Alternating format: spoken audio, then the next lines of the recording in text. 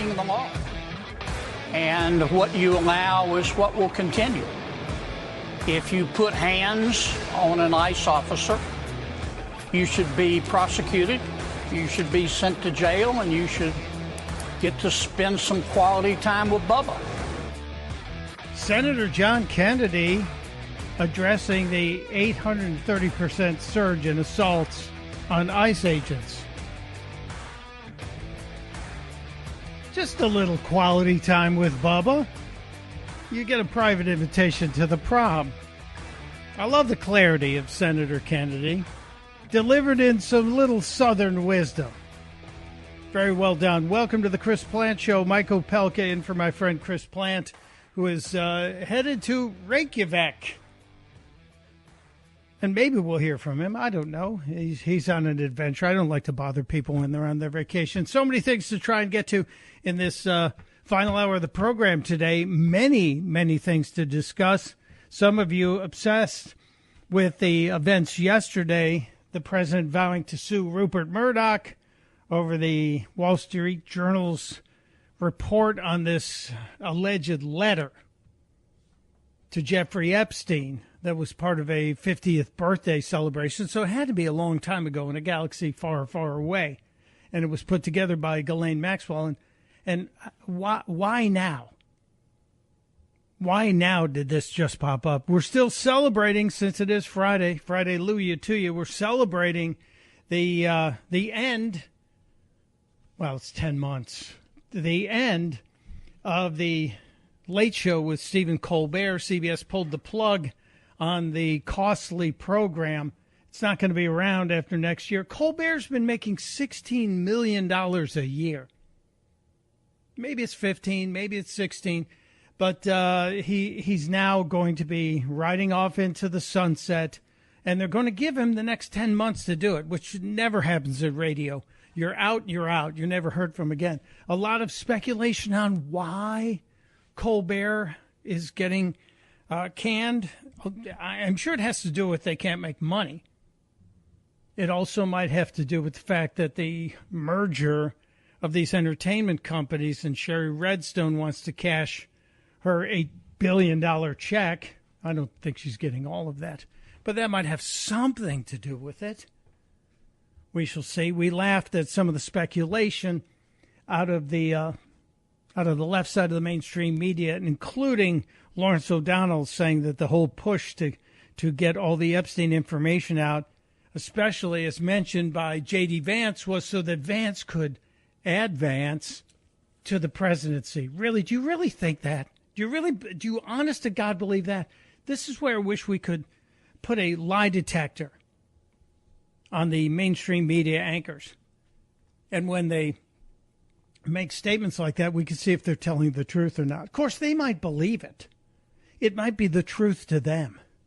And we talked a little bit about the president's health. Yesterday, we had the news that he's got some issues with his ankles and his circulation, and it was reported to be normal, and it didn't seem like there was any alarm. And the bruising on his hand, consistent with the aspirin therapy and taking all the handshakes that the president takes in every single day. Shakes a lot of hands. I remember when Donald Trump was first running as candidate, there was speculation that he was a germophobic and he would never do any kind of political handshaking because he couldn't stand to shake people's hands. And that certainly was never the case when I saw him, starting when he came down the escalator.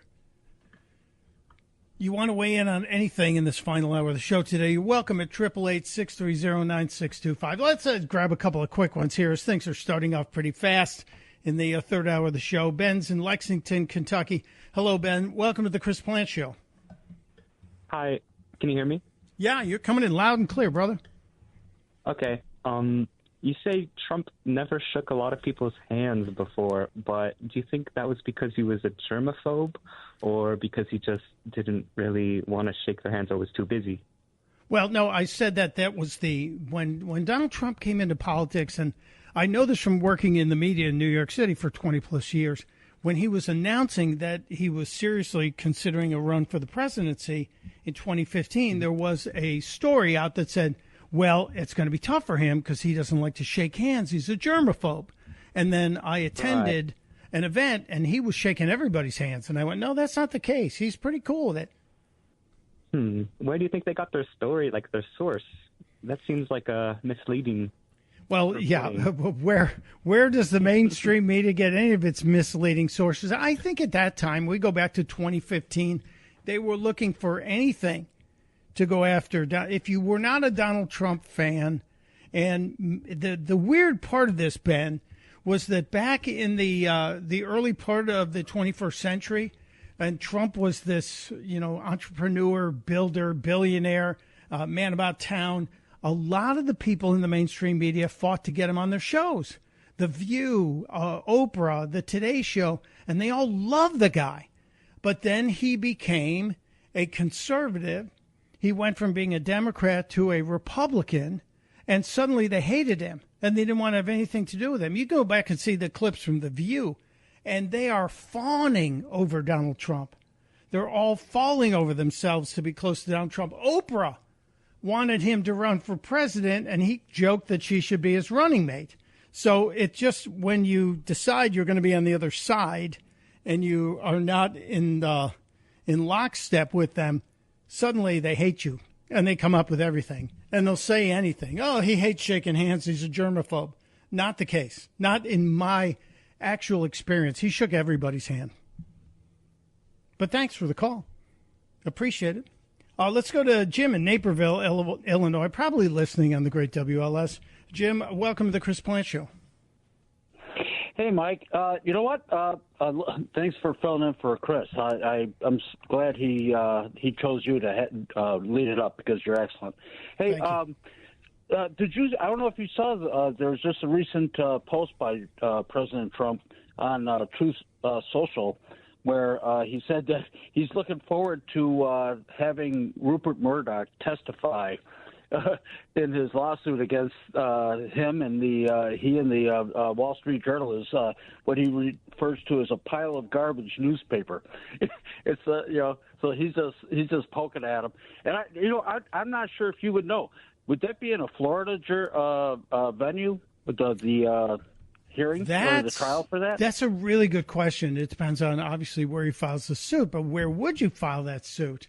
Yeah, they're going to do some shopping of the right jurisdiction if the Trump lawyers are going to do this. But the interesting thing here, I have a brother named Gregory who writes for the Wall Street Journal. In full disclosure, my brother Greg has written somewhere between 60 and 70 op-ed pieces in the last couple of years. So I don't share the president's same assessment of the Journal. I do share his take on this story. But it's, the Truth Social post said the Wall Street Journal printed a fake letter, supposedly, to Epstein. These are not my words, not the way I talk. Also, I don't draw pictures. I told Rupert Murdoch it was a scam, that he shouldn't print this fake story, but he did, and now I'm going to sue his off, and that his third-rate newspaper. Thank you for your attention to this matter, as he always ends his Truth Social post. I think it's kind of interesting.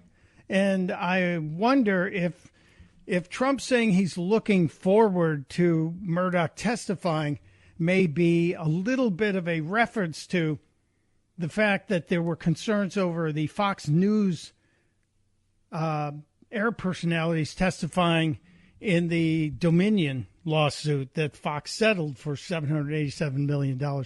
Trump has great attorneys. He's done quite well with his attorneys. So we'll see what happens. This is going to be a fascinating thing. We're going to follow it. But thank you, Jim. Appreciate you being there. And I'm always happy to fill in for Chris Plant. We go way back to the old neighborhood in the near north side of Chicago. Speaking of the president, he will be signing the final rescissions package today. I think they're saying around 2 o'clock in the White House. So there will be questions taken. Whenever the president holds a signing ceremony or a cabinet meeting, he tends to open up to the press, and God knows that'll be fun. That's going to be a great way to have a Friday. But the other thing that I wonder if we're going to get more information on is the president and pushing the investigation into California and the money that I believe we've successfully clawed back the future funding of that high-speed rail system in California. Remember when the president talked about it recently? He talked about the transcontinental railroad took 6 years to build, and the California high-speed rail, which is it's just the rail to nowhere now. I don't think a single track has been laid. One of the things I want to investigate rapidly, because I've never seen anything to this extent, the train that's being built between Los Angeles and San Francisco is the worst managed project I think I've ever seen, and I've seen some of the worst.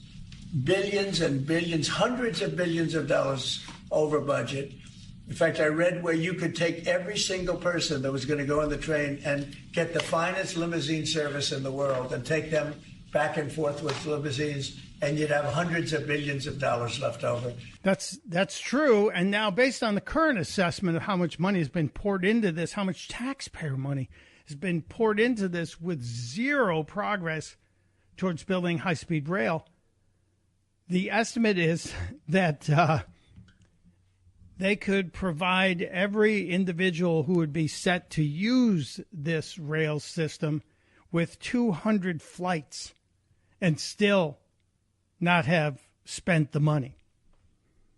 So I hope we get some clarity on that. I really would like to see clarity on that investigation. The other story that I want to see, and the president has talked about this, is looking into some of the mortgage fraud. Remember, when the president was put on trial in New York, the effort was to say that he lied about the value of his properties, and that was defrauding the banks. Never mind the fact that the banks came in and said the president gave us, Donald Trump, when he was not president, paid us back every single loan. We'd like to be in business with him again. Deutsche Bank was quite happy to do business with the president. Never mind that.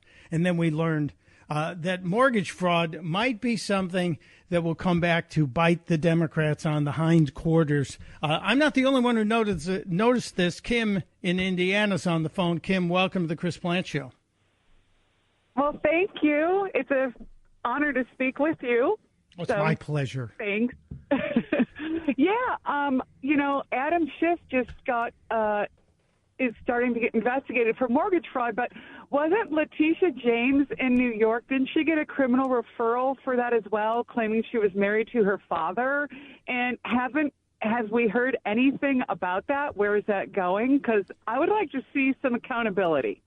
You and I both would like to see both Letitia James and Adam Schiff face the same kind of treatment that President Trump got. And Letitia James seems to be the one who has immediately, because we know more about her case, she apparently claimed her father was her spouse on a mortgage application, and then said that the building she had a certain number of bedrooms or bathrooms, which would make it qualify for a cheaper mortgage rate, and then also seemed to tell a lie about her primary residence. And I think that's also the situation with Adam Schiff. So I would love to see all of those people have to go through the same situation. I think we're closer to hearing something about Letitia James, but it takes a long time for those cases to wind their way through the courts, especially in New York City. But we'll see. I will be watching. I've got the popcorn ready to pop. And Letitia James, the woman who campaigned on taking down Donald Trump, she's the one I'm especially interested in seeing. Yeah, I think Schiff needs it too. And I think Adam Schiff also has greater concerns over losing the pardons that he got, the auto pen pardons that he got. So we'll see what happens there. I have to take a break. I appreciate you being there, Kim. Thank you. When we come back, the story of all the Epstein focus. Well, there's an interesting twist from a senator who just remembered that he saw Jeffrey Epstein's financial statements, all his transactions, a year ago. And why didn't he think it was important then? It's a little too convenient, as my mother used to say. It's Mike Opelka in for Chris Plant on The Chris Plant Show. Chris here with a list of things that none of us should trust. The Washington Post, the New York Times, anything on CNN. Here's a list of things that I do trust. The Washington Times. Support real journalism for just $1 a week at washingtontimes.com/Chris. It is the Chris Blanch Show on this Friday. Mike Opelka in for my vacationing buddy. Thanks for being here. Appreciate you. We've been trying to get to everything so much. I'm still happy, very happy about Stephen Colbert getting told his program won't be back. He still has 10 months, though.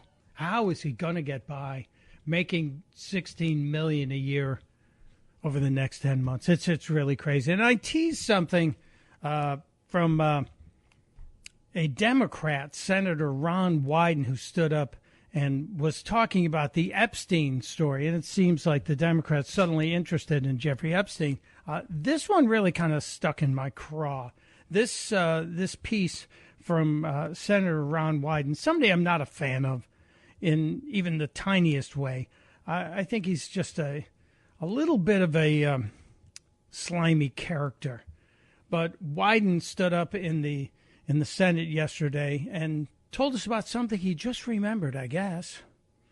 It was from last year when he was allowed to do a little investigating. Hang on a second, Senator Wyden. We have to actually turn your volume up. Investigators to look at portions of the file. We did that at the Treasury building.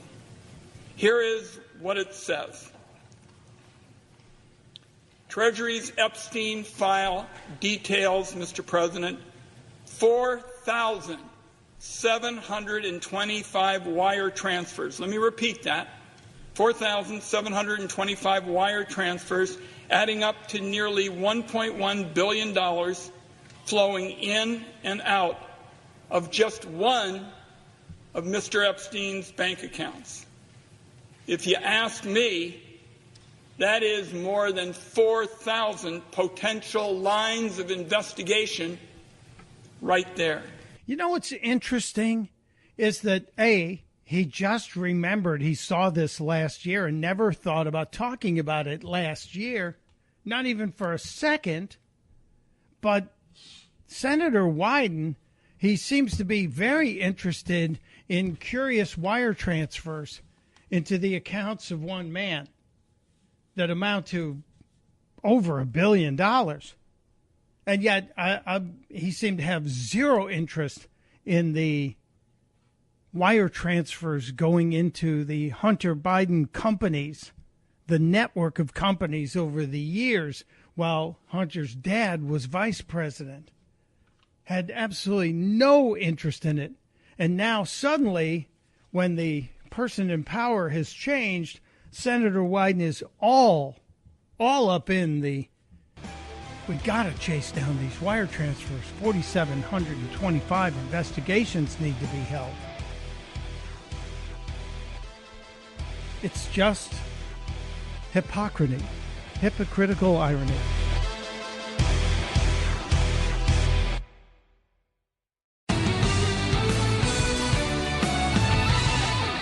It is the Chris Blanch Show. Mike Opelka trying to keep an eye on everything and get to all the stories that I've been telling you I want to cover. We're keeping one eye on a story out of Los Angeles right now where at least 3 sheriff's deputies reported to have died in a possible explosion at one of their facilities where I think they do a lot of training. So not a lot is known. It's happened within the last hour. So it's still earlier morning in Los Angeles, but I'm absolutely praying for law enforcement in California, everywhere these days. When we saw the 830% increase in violence against ICE agents, and we know what's been going on in L.A. It's been absolutely crazy, but not a lot of information out right now. It is a training facility. It is someplace where officers go to shoot and learn how to shoot and deal with explosives. So we'll find out and share with you when we find out. It's just one of those things that ongoing stuff happening, and we are attempting to keep abreast of everything. So that's kind of a weird one. I mentioned this this clip earlier in the show, and I'm wondering if you believe Tim Walz, Minnesota Governor Tim Walz. He said this. But the Republicans, they do not want us to succeed. No, and they were willing to bring the country down. And that, I would say, we want President Trump to be successful. He's not going to be because he's an idiot. Yeah. Wait a minute. There's a couple of interesting statements here. Walz is saying that the Republicans didn't want America to succeed. I think the whole "Make America Great Again" was the mantra. The GOP wants America to be great again. But Tim Walz, no, he's saying he wants Trump to be successful, but... That, I would say, we want President Trump to be successful. He's not going to be because he's an idiot and the things he's doing. He's not going to be. But that's not because we don't want to help. And it's not because we're not going to be there or try and make it work. Joe Biden didn't have that. Exactly. Everything they did was to go against him. Well, only on things that didn't make sense, like opening the borders, like sanctuary cities and sanctuary states. Yeah, that kind of thing we were definitely standing against. So I'm in agreement with you there, sir. But to say that Democrats want to help, how many of you voted for the one big beautiful bill? 0. How many of you voted for the clawbacks that just got passed yesterday and will be signed? I believe that bill will be signed in the White House today at 2 o'clock. There's going to be a signing ceremony. And to say that what Donald Trump's doing isn't working, well, Mr. Wonderful Kevin O'Leary from Shark Tank was on with Stuart Varney yesterday talking about Trump's policies. He seems to have a lot of nice things to say. You're an international business guy. How would you rate Trump's success on trade deals so far? Where I think this whole thing is going, and so far I've been right, is that Trump is putting in place effectively a VAT tax, a value-added tax, a consumption tax, but he's not calling it that. Because when you start to see tariff rates between 10 and 12%, that's a reciprocal tariff on the European countries, the Swiss, the French, the British, the Canadians. It's the same thing. They have VAT taxes around that amount. A blended rate in Canada, which is a deal being negotiated as we speak, is around 12%. Some provinces 10%, some 5%. But the point is, if you end up seeing a deal with Canada flat, reciprocal at 10, that wouldn't surprise me. It would make sense to me, and it would also not damage business. And so I would give him high marks in terms of success. People do not like to watch the sausage being made. It's difficult. But I love watching the sausage being made. No, he's right. But he gave high marks to Trump. He's given high marks to Donald Trump. This is yet another member of the mainstream media who's out there saying this is making sense. We also talked earlier about the insanity coming out of MSNBC from Lawrence O'Donnell, saying that JD Vance is angling to push Trump out so he can become the president. It's laughable, is it not? Yes, it is. JD Vance recently speaking in public and talking about the successes, and these truly are successes of this administration. And let's face it, we're just into the 7th month of this administration and seem to be making some remarkable progress. Vance talking about the tax cuts and what we've done with spending cuts, even though not enough, in my opinion.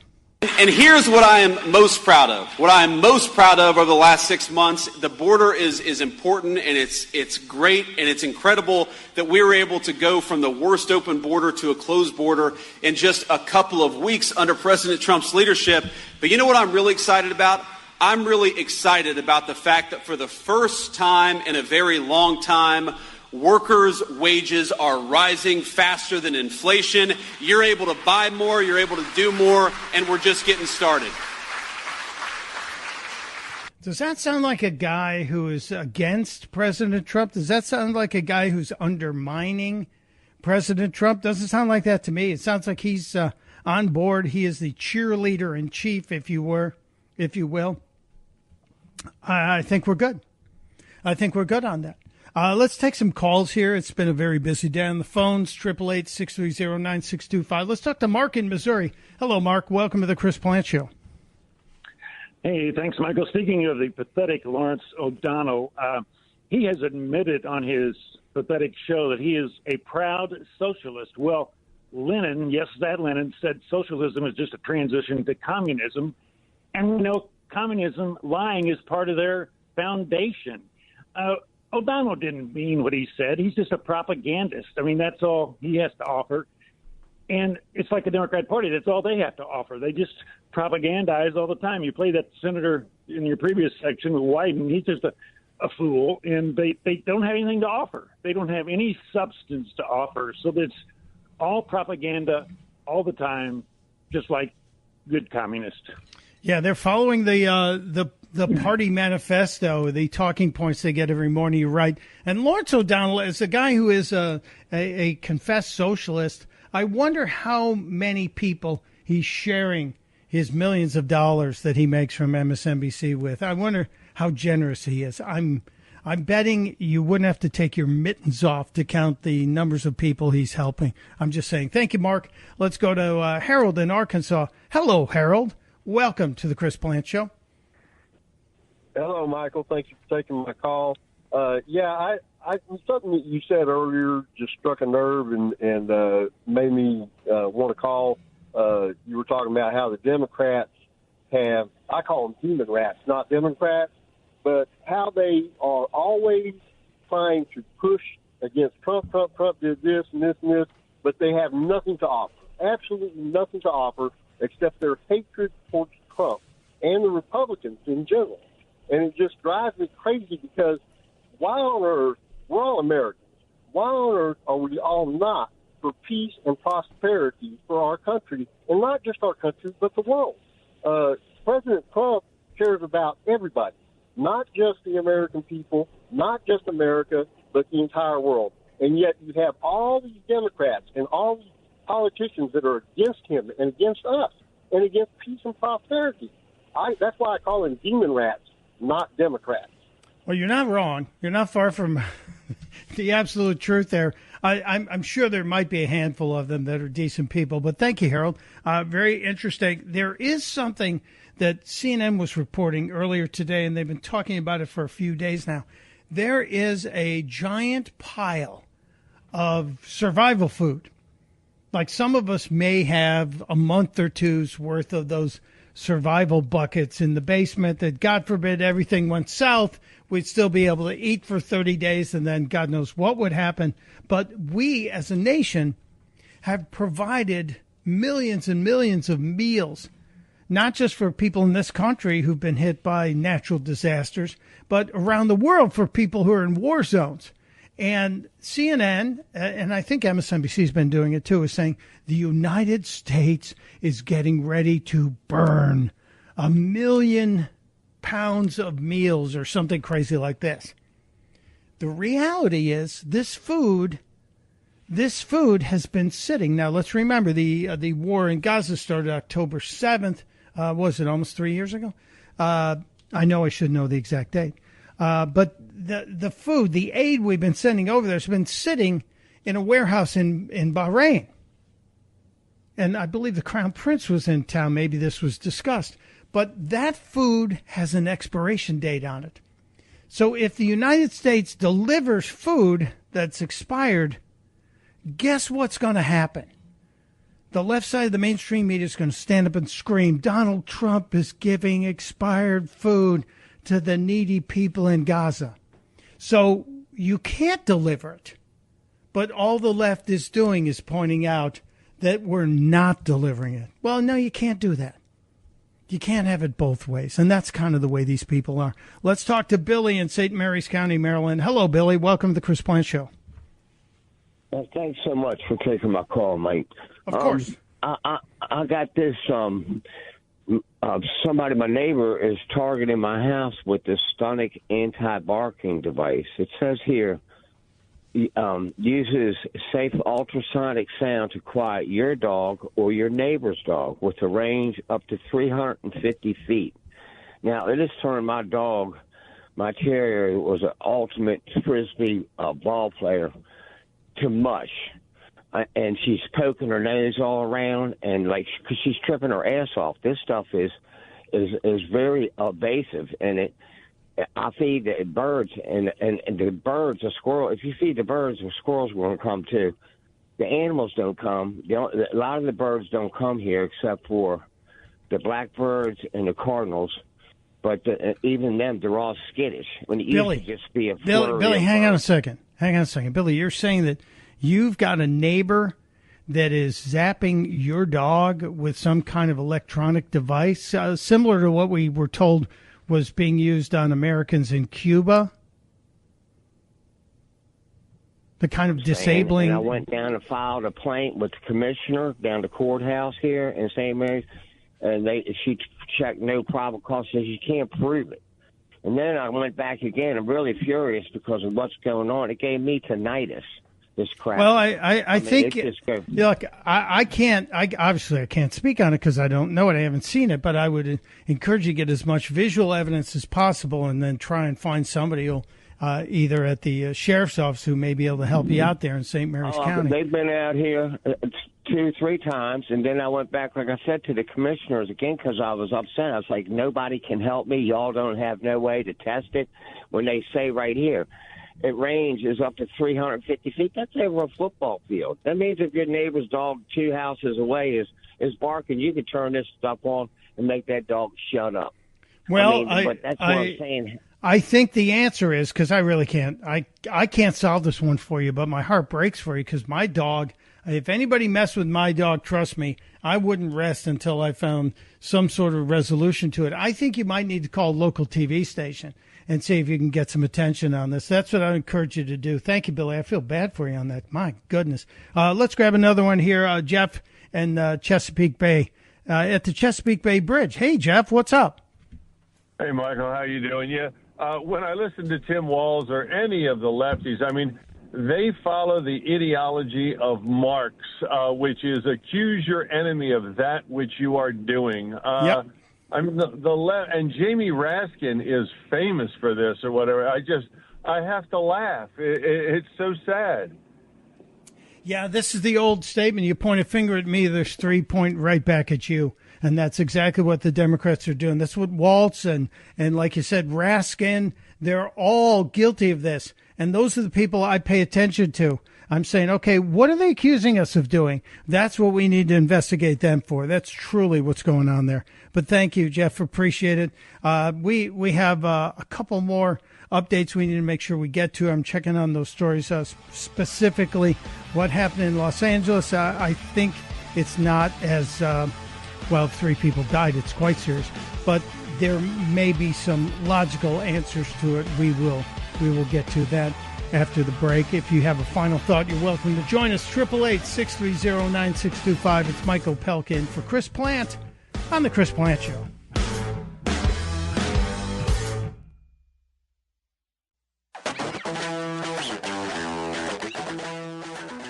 Still ahead, we're going to go through new polling on President Trump's approval rating following the passage of the massive tax and spending bill.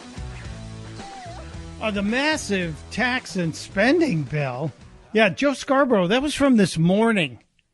This morning, Scarborough lying to his audience, saying that the one big beautiful bill is a massive tax and spending bill. The last time I checked, the last time I looked, the massive tax and spending bill actually cut taxes for pretty much everyone. Well, it made the Trump tax cuts permanent. And in terms of spending, there are spending cuts. We still have some deficit issues we're going to need to deal with. That's something that's coming up in the future. And if we see the success in the economy, it looks like the spending will be offset by a lot of the revenue that's coming in. Just saying, throwing that out there. I do have a great Reagan clip I want to close the show with today, and it's always fun to end the week with a bit of wisdom. from President Reagan. But let me grab one more call from Anthony in Indiana. Hello, Anthony. Welcome to the Chris Plant Show. Good morning, sir. I just want to say God bless you, Mr. Pelka and Mr. Plant. And my father went to Vietnam and fought communism. And I said, well, Dad, how do you take care of that? He says, well, you just got to do the hard thing, and you got to get rid of them all. And in America, it'll be real easy. They're all in the big cities because they want the welfare. They want freebies. You just surround the city. Nothing comes out, and nothing goes in. And then it's all done. I don't know if we have that solution. I don't know if we could quite starve them out. I do think prosperity is a great educator, and I think it's one of those things we need to keep pursuing and educating people. There have been so many folks who've awakened. I think we can all probably think about friends or family members who were on the left, and once they started making a little money, once they started seeing a little prosperity, they awakened to the miracle of capitalism and the free market economy. But thank you. That's God bless your dad, and thank him for being a defender of the free market economy. Let me give you a little bit of Ronald Reagan, just a little bit of Reagan wisdom here. Ever notice how every time a Republican takes office, the Democrats start acting like it's the end of the world? I mean, the minute we cut taxes or trim the budget, they start screaming that the sky is falling. Now, don't get me wrong. I admire their consistency. If the stock market surges, they say it's just helping the rich. And if it crashes, they say, yep, that's what happens under Republican leadership. And don't even get me started on foreign policy. A Republican president could be shaking hands with world leaders and signing peace deals, and they'd say, it must be appeasement.